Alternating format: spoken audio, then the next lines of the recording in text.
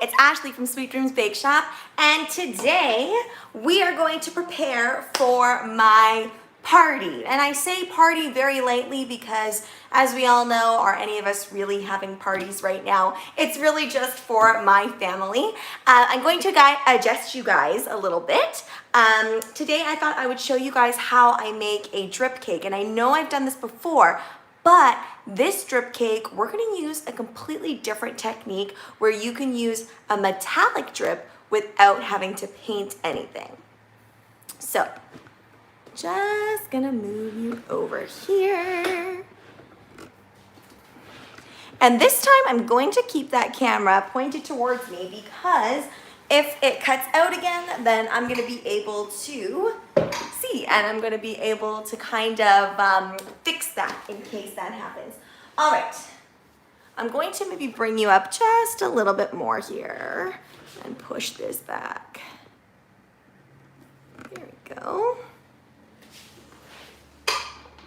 And I'm gonna open up my comments on this device over here so that I don't have to look back and forth for that either.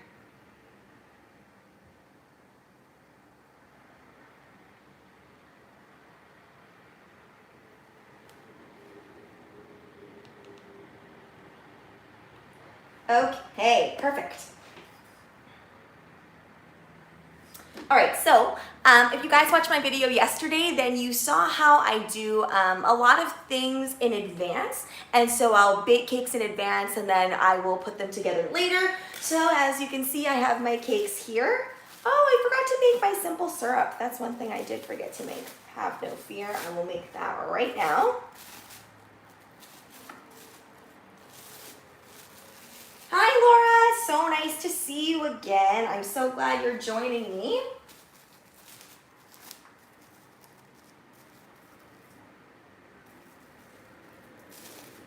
All right.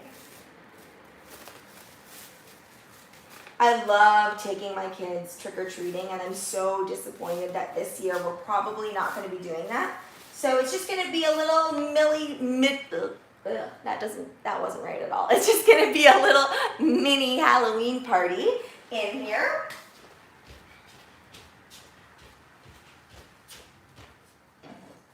Just grabbing my carving knife so I can get these things carved.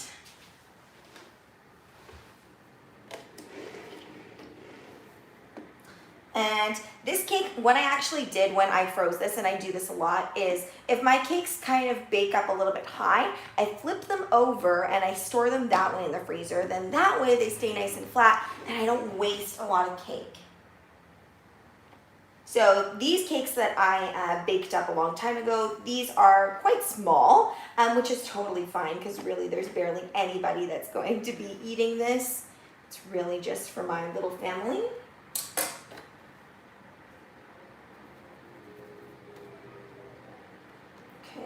Take that and put this here.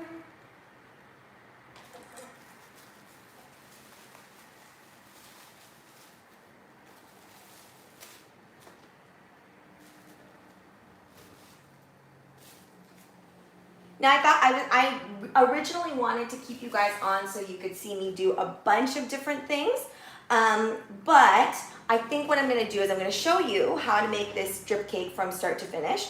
And then I'm going to make a separate video just kind of showing you how it all wrapped up, and that will be uploaded hopefully before your Halloween festivities start. But I realize where I live, time is further behind than everybody else. All right. So I'm going to show you that simple syrup technique that I talked about in my video yesterday. I'm sorry, I just have to whip this up.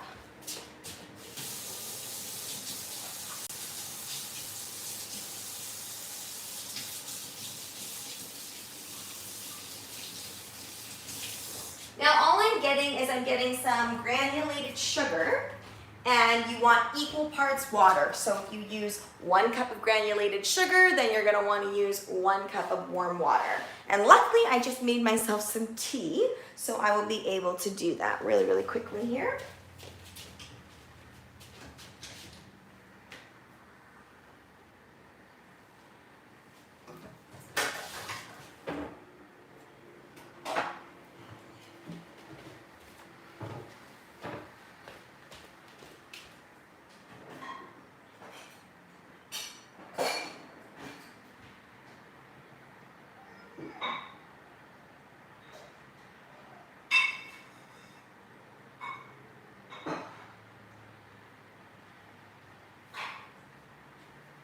So I've got my 1/2 cup granulated sugar here, and then I'm gonna do my 1/2 cup of warm water.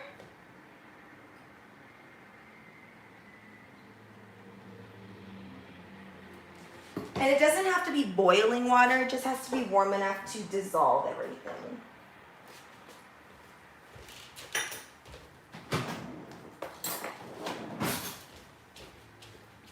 I've seen some spouts used where it's like a multi-spout type thing and then it all pours on really, really evenly, but I don't have that, which is fine.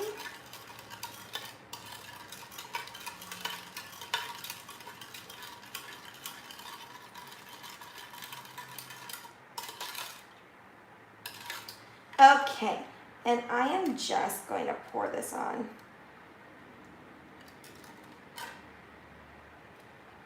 Okay. And then I'm going to take a little bit of buttercream here. I'm just not having my stuff where it should be.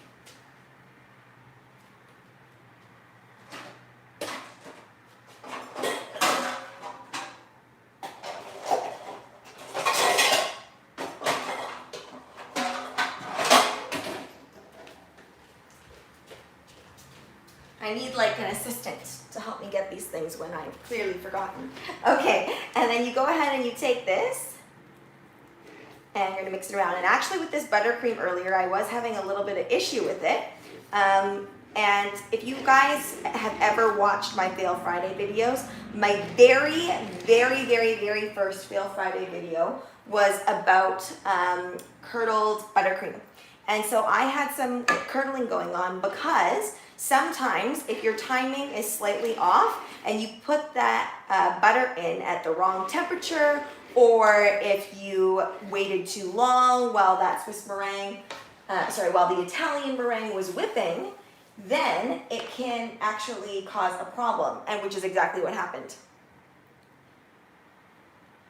So it was a bit curdled, but it was pretty easy to fix. All you have to do is you just make sure that you put it back onto a double boiler.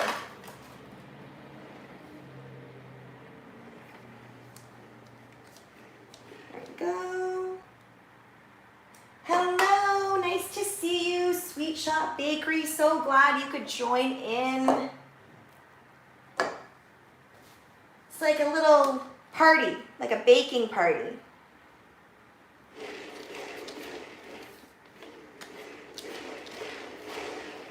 I always thought the idea of those were so fun, like, oh, like a nice cookie decorating party with your girlfriends.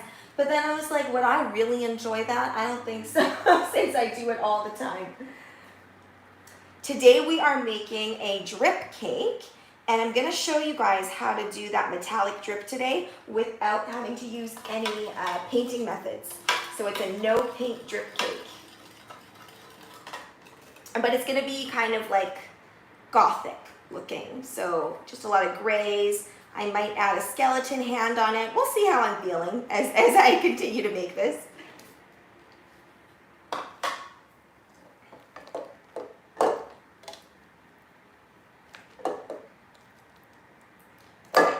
And sometimes when I have thinner cakes like this, I do build it up a little bit more with the filling.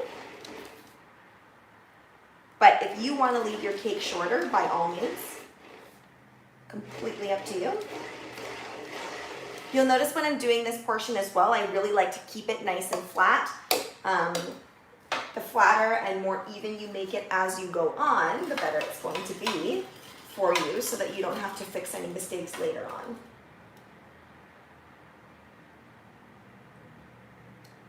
Well, and you really don't have to be that perfect with the sugar syrup. Just pour it on and try to do it as evenly as possible. Sorry, my hands are sticky.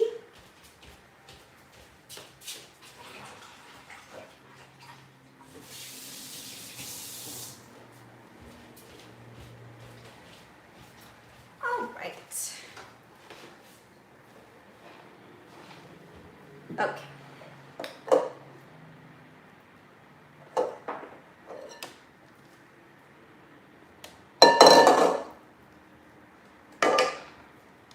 So I think I'm gonna leave this, basically I don't wanna have to make any more buttercream. I don't wanna have to put any more buttercream on because it's already quite buttercream heavy in the center. So if it turns to be a naked cake, I'm gonna leave it kind of like a semi-naked cake. But if it is all covered, then I'm fine with the covered look as well. This is the beauty of when you do your own party stuff. You can just let your creativity flow. Do what's easiest for you. That is always my motto. My macarons, I believe they are about, I want to say 1.5 to 2 inches on average.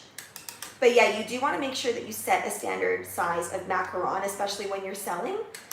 So I always suggest don't freehand pipe your macarons, no matter how talented you are at that. Just make sure that you use some sort of stencil so you're always having around the same size macarons.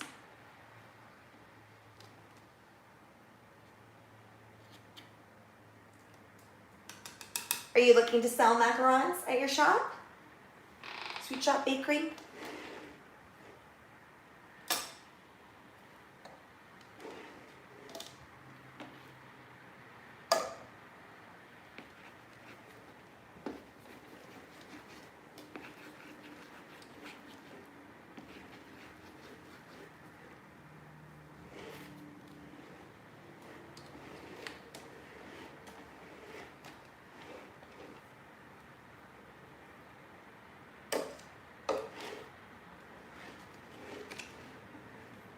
This buttercream is actually coating really, really well. And if you're wondering how I got this gray color, it's not as simple as, you know, put a little bit of black and then it's gray. It actually is a little bit more complicated than that. Now, I think it depends on which formula you use, because when I use AmeriColor in black, that is as simple as it is. You just add a little bit of black and it turns black. But when I use Chefmaster, for some reason, something in the formula makes it so that it is, it's like purple almost when you do it. It's like a purpley, bluey color. And so in order to counteract that, you just add a little bit of yellow.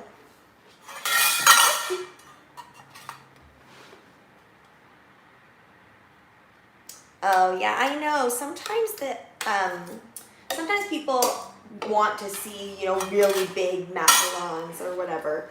And I know that when I was first selling macarons, and I was selling them to like a cafe to sell out of their own space, they told me that they needed to be much bigger, and she was selling them for like, I think it was like $2 a macaron, but the macarons were literally like this size. So, and at the time, like macarons were just up and coming, so I think that's why she had this perception that they needed to be really, really large. But I think standard is about 1.5 inches.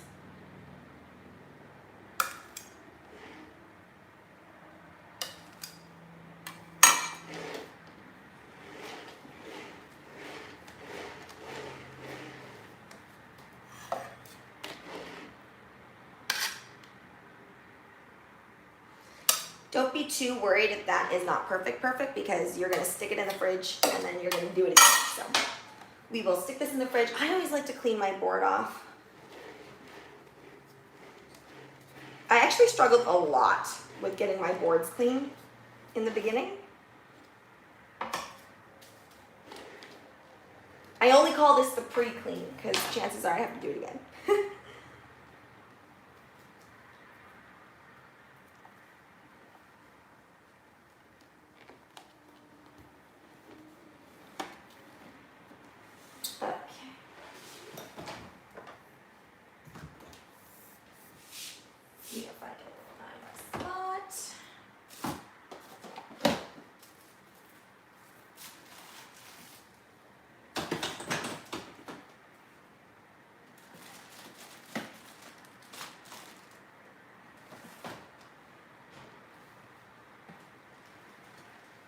I definitely should have made room before I opened the fridge, before I started my live.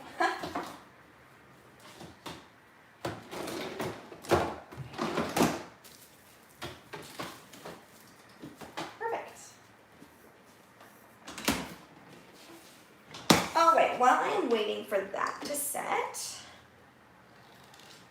I think I'm going to utilize this for my cake. So I'm going to pull this off.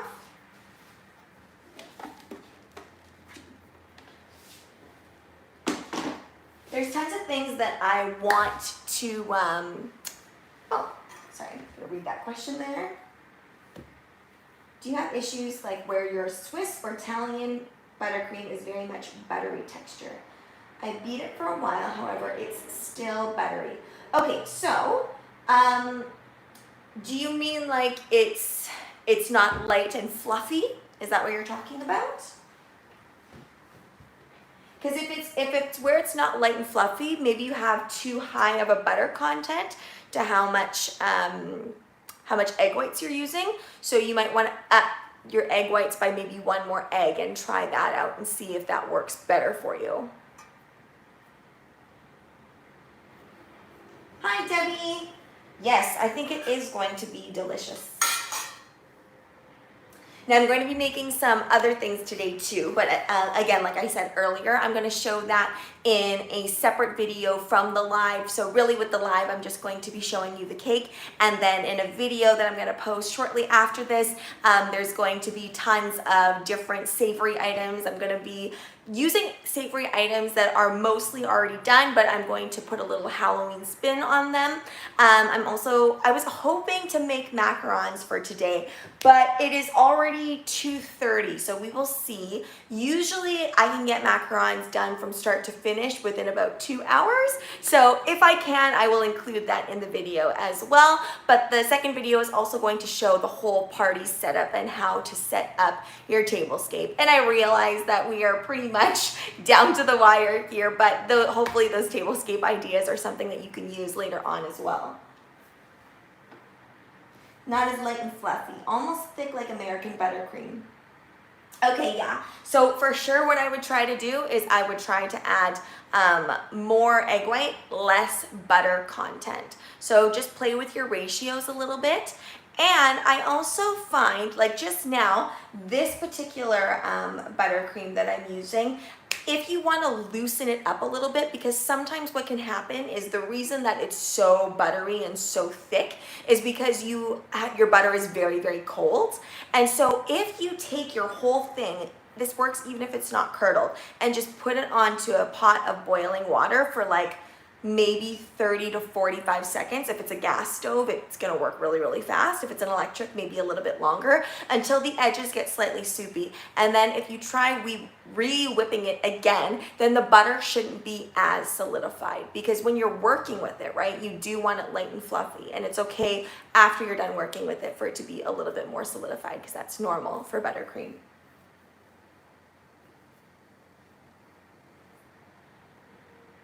Great. I'm gonna see if I know that was like 10 seconds worth in the fridge.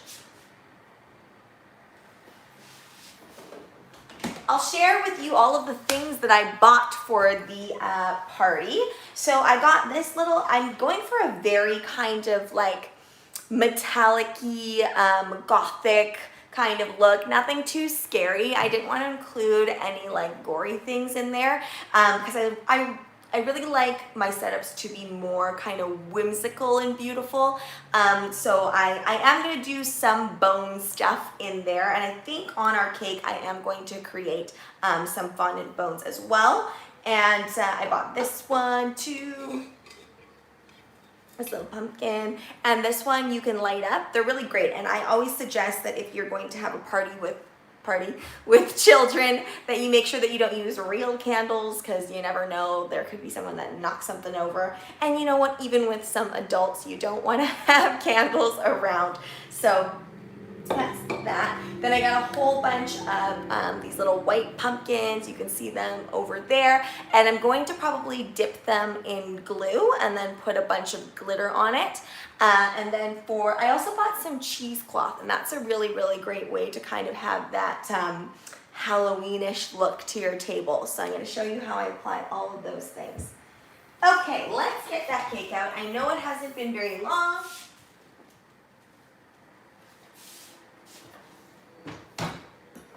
but I like to keep things moving. Okay. So, I don't think this is going to be a naked cake because I do think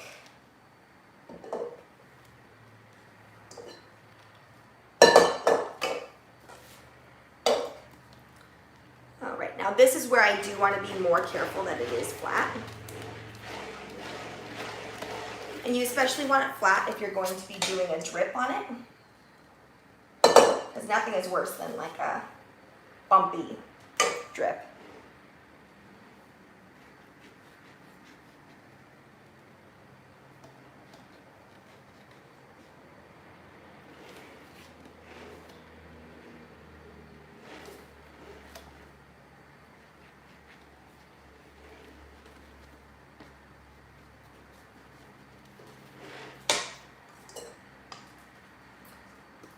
And my one batch of Swiss meringue buttercream, I should stop saying Swiss meringue buttercream, Italian meringue buttercream. The methods are just slightly different. One thing that my batch makes enough to cover a 6-inch. And we managed to get this cake pretty tall considering those slices were pretty short.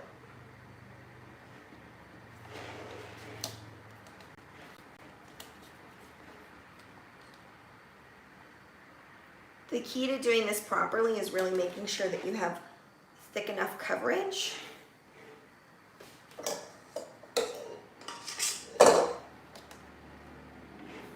And after I get this back in the fridge to finally solidify, I'm going to show you guys how to do that metallic drip. And I've actually never tried this method before. So it could crash and burn. I'm hoping that it is going to work out.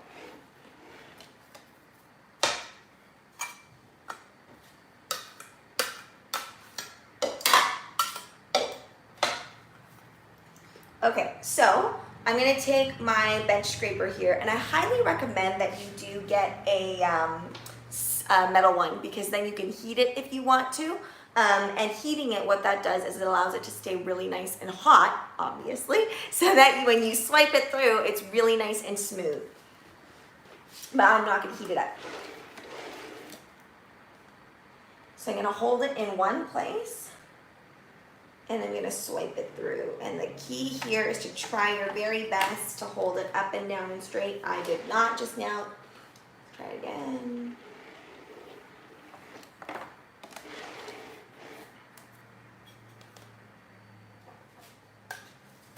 And like I said before, if you mess it up, like I just did, do it again and again. No big deal.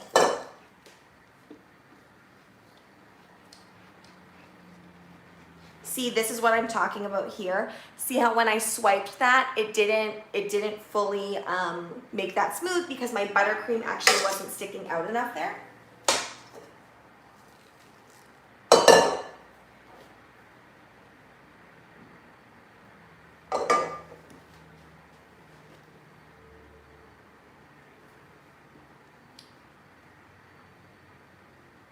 So I'm going to go back and I want to make sure that I've got it. And of course, sometimes I'm like, since I'm going to be adding things, at least if there's one perfect side, that's all I really care about.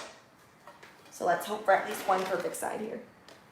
Make sure that this is clean too.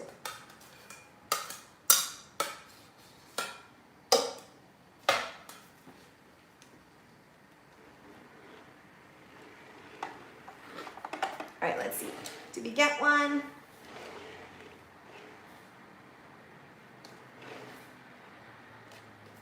Yeah, I can live with that because we are going to be adding that drip. Whoopsie. It's not perfect, but all good.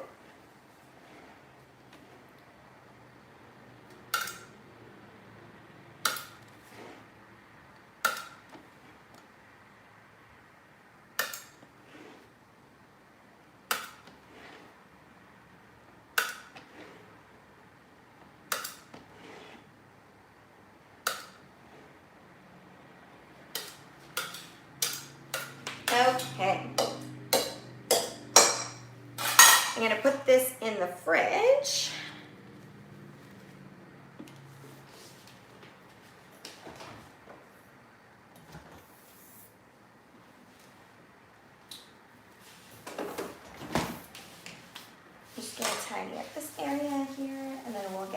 on to the next portion.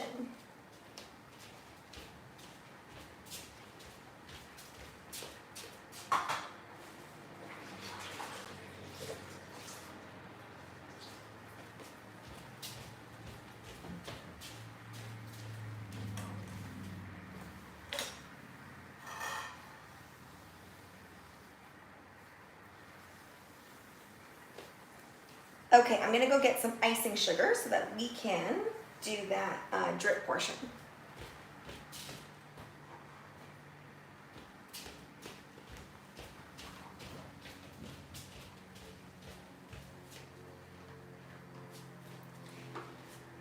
Now, from what I can tell, this metallic drip method is basically like you're using like icing sugar. So it's basically like you're using a glaze and you're creating a drip out of that. We will see if it works. I know, the Halloween spirit is just not the same this year.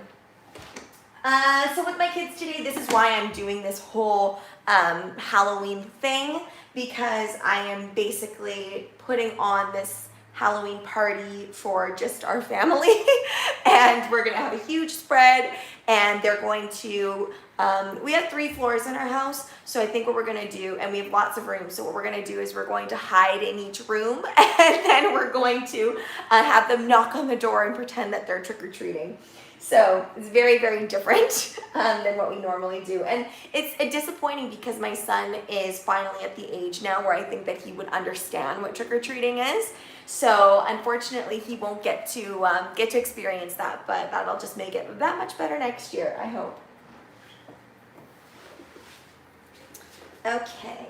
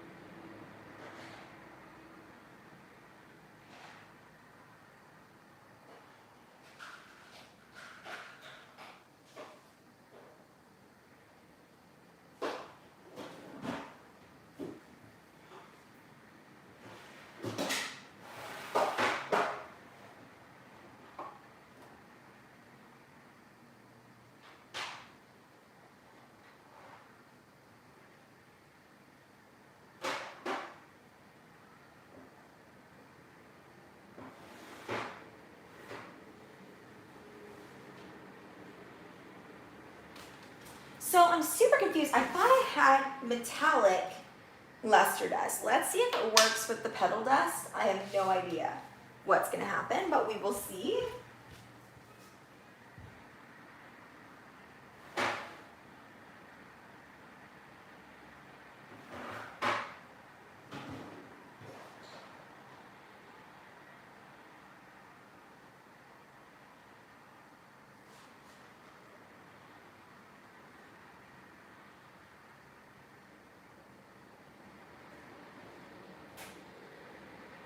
I do have some of this silvery dust, so I will use that as well.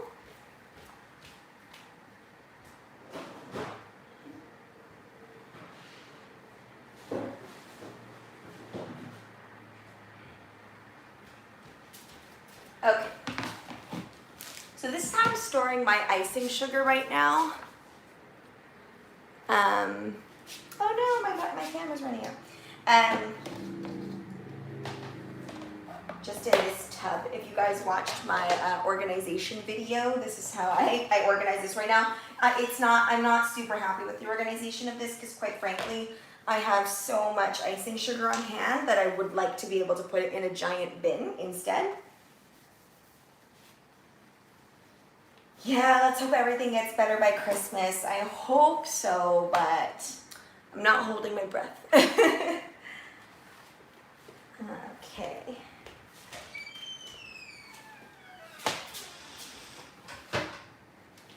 All right. Okay. So my friend said that she did this technique with just water. The other ways I've seen it done is with vodka. So we will see what happens. I have no idea what's going to happen here.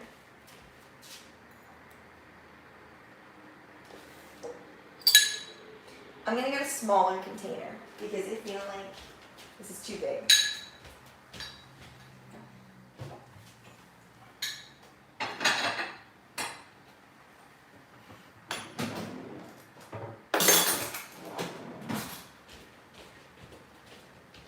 I'm partly showing this to you guys too because I think that like sometimes there's this perception that once you get to a level of cake decorating or a level of cookie decorating, you understand how to do everything, but that's not always the case. And this is definitely one of those things that I'm like, am I doing this right? Okay, so I'm gonna put some icing sugar in here. Now in my experience, you do need quite a bit of icing sugar when you're making frosting and royal icing. Okay, so I'm going to take some of my petal dust here. I wanted to kind of go with my gunmetal blue pumpkins here, so we'll see.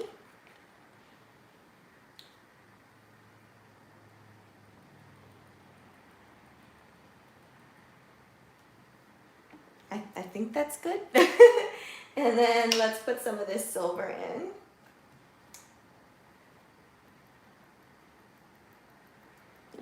I can taste the powders in my mouth as I pour it. Okay. I'm gonna add just a hint of water.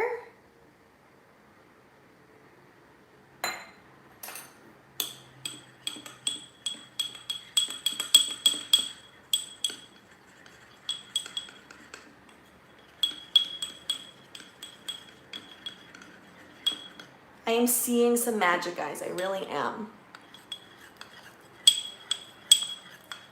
I'm really surprised that this is working because I feel like I've spent so long painting my drips. Which is just so foolish. Why would we waste time painting all of that? I think that's what cake decorating and cookie decorating though is all about. It's all about efficiency and gaining better ways to do the same things, right? Okay, so for me, that drip is slightly loose. I feel like if I were to pour that on, it wouldn't do it so well. It would just drip down like water. So again, just like when you're making royal icing,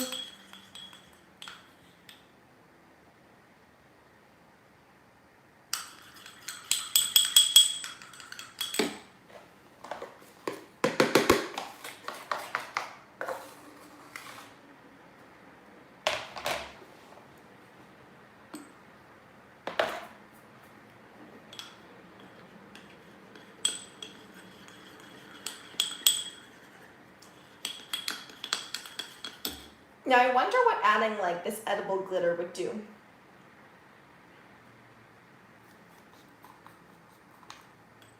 It's not really edible glitter. Let's just try a little bit.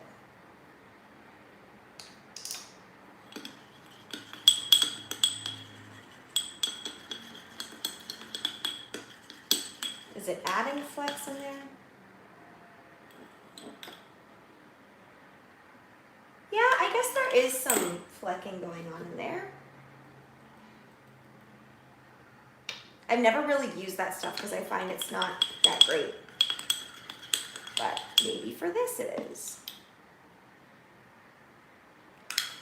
I want to get that thicker. And again, this is something where it's like, it's all about knowing consistencies and what is going to work.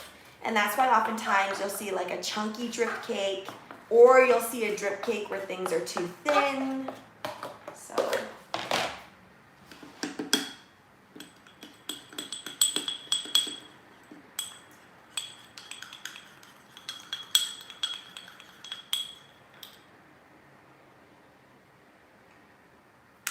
I feel like this method is a little bit trickier if you've never done a drip before,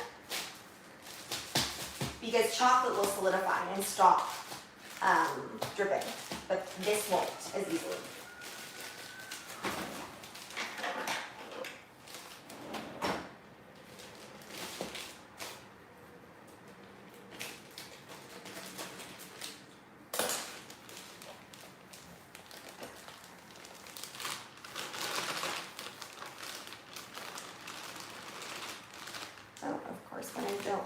egg all the way through. That won't be difficult.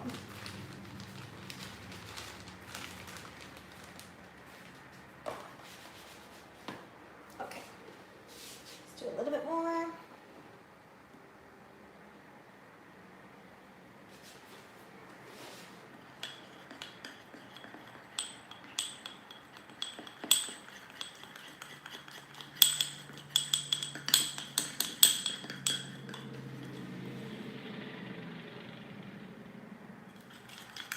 To me, that feels good. Hopefully it'll work. I am seeing small flecks of the silver, but not a ton.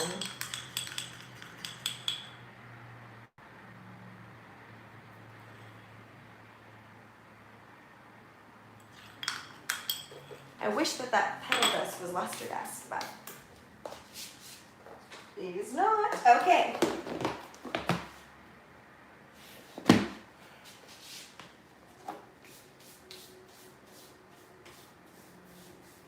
Yeah, sometimes the white chocolate can look translucent. That happens when they've added too much vegetable oil, then that can happen.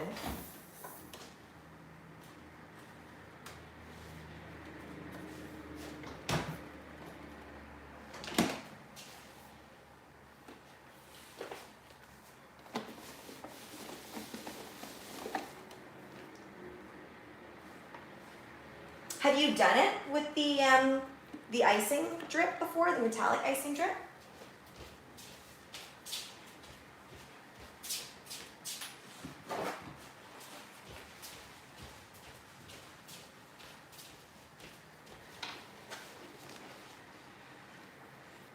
People do ganache drips too, and that's tastes really good. I'm a huge ganache fan. So when you're doing a drip, you want to make sure that if you're going to be adding anything else on top of your cake, that you plan that out. So if you want to do a drip on top, you want to plan out, do I want the drip to be going over my macarons, for example, or do I want the drip going underneath the macarons? So again, it's a series of making sure that you know where you want things to go. I'm going to be doing some drips just randomized, and then I'm going to be having it's going to kind of look like, I think, like this, where I've got something coming around it and like almost holding the cake, I think. We will see what happens. Okay, let's see if this works. I'm very nervous. Could be a fail Friday episode.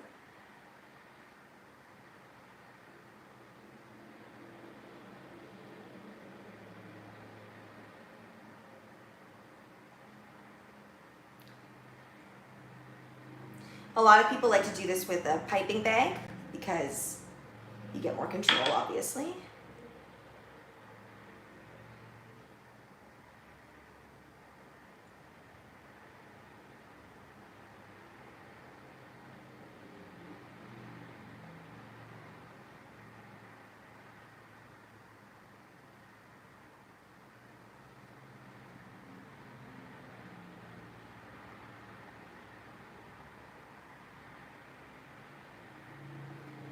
I'd say that drip is looking pretty good, and it's pretty straight and it's not very chunky, which is nice.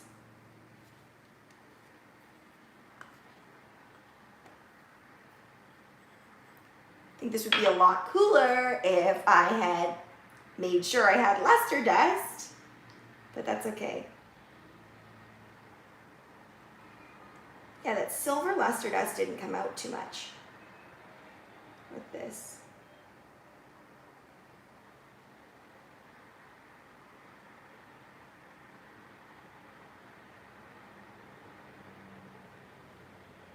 It's always so satisfying watching watching these types of things in like double time, because it just seems to happen so quickly.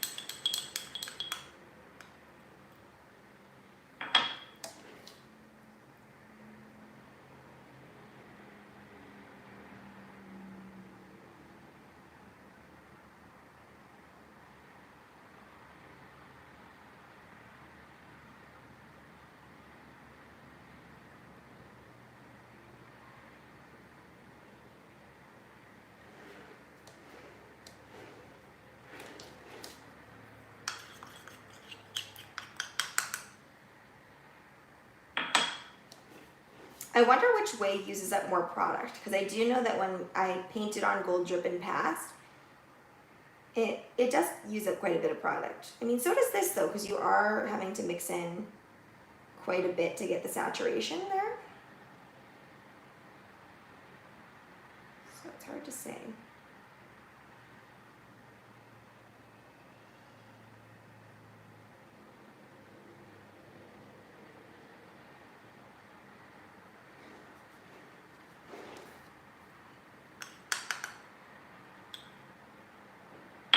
Now you'll notice I'm not being super picky about what this top looks like. If I wanted to make that flat, I would have applied all of this on top, made it smooth, but that's gonna get covered.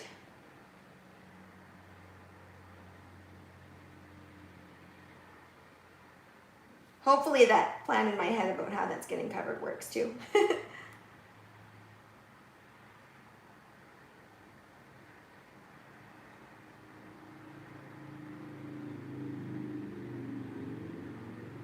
Tomorrow I'm finally going to put up my 1,000 subscribers video for you guys, just to thank you so much for supporting my channel. And I know it took so long, but I gotta tell you, it was incredibly challenging. For my 1,000 subscribers video, I ordered some cakes from a bakery, from a couple different types of bakeries, and it was so challenging ordering this cake. I don't know why it took like 3 weeks. And I was shocked that it took that long. I guess though I haven't ordered, you know, cakes from a bakery here in a really long time, so maybe I'm missing something.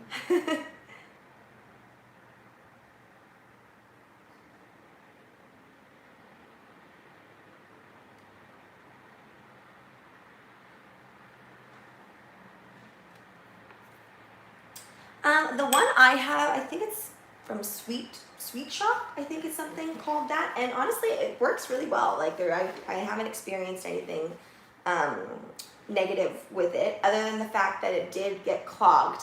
But I'll say that it got clogged because I mishandled it.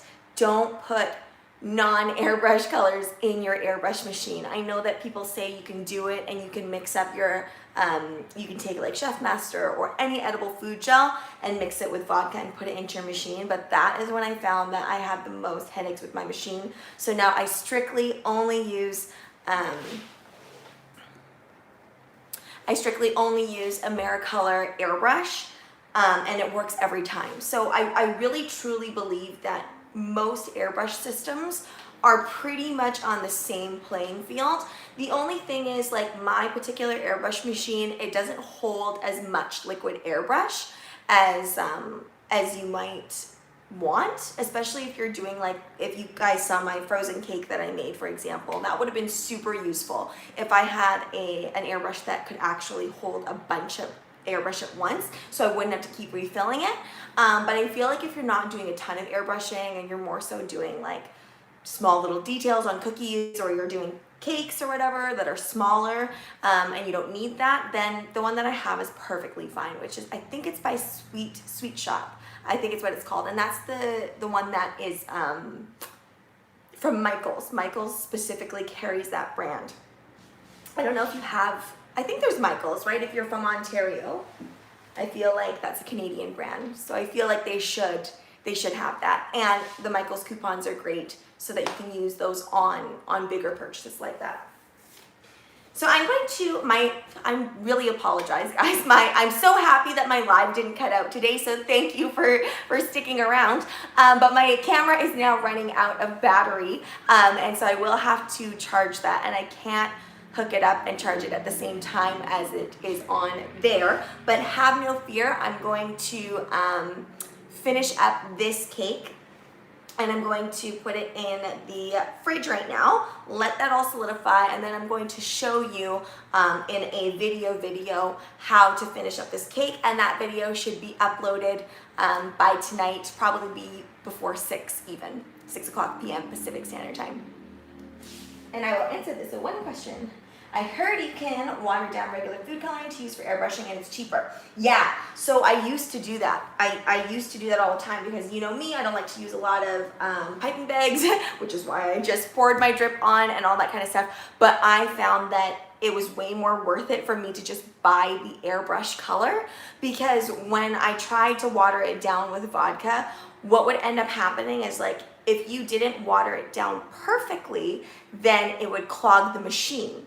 And if you did water it down a lot, then sometimes you could water it down too much, and then it would be too much vodka spraying out, or water, whatever you want to use, instead of the actual color saturation. So that's why I stopped doing that, and it took me like 2 years to stop doing that. And after a while, I was just like, oh, there's something wrong with airbrushing machines in general. It's the same thing with an edible printer too, right? Like, if you don't use it, you don't use the proper inks and all that kind of stuff, you're gonna get clogs too, which is gonna make you not want to use it. So in my own situations, I've just switched to using always airbrush color. All right, guys, so I am going to finish up this cake. I'm gonna post that video for you. Thank you so much for joining me today, and I will make sure that my camera is more charged up so we can have a longer live session. Really enjoyed answering your questions. I hope more of you join me next week. I'll probably do a weekly live now that Ari Attempts is moving to her own channel. On Saturdays will most likely be my live days. Thanks so much for watching, guys. Don't forget to like, share, and subscribe so you can be part of the Sweetie fam. Right now, I'm still uploading daily, so make sure you hit that notification bell so you know when I upload. Bye. Happy Halloween.